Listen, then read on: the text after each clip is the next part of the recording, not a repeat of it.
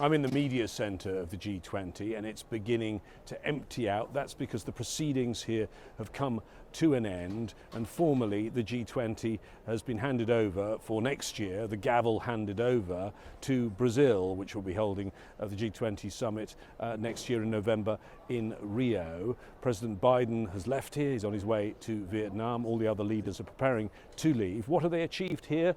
Well, there was a declaration, even though Russia at one point had threatened to block a final declaration if it had the language on Ukraine that it didn't like. Well, they did a fudge here.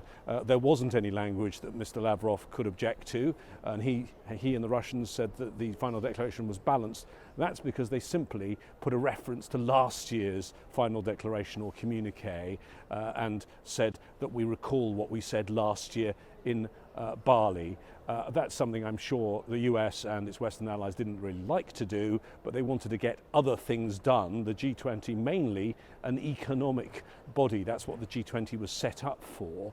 And they've certainly got references to the idea that there should be debt relief. They've got references to inequality reform of the global financial system. But experts say there are no plans of action, there are no exact timelines, and in fact Oxfam, the international aid agency, said what was achieved here at the G20 was uninspiring and underwhelming.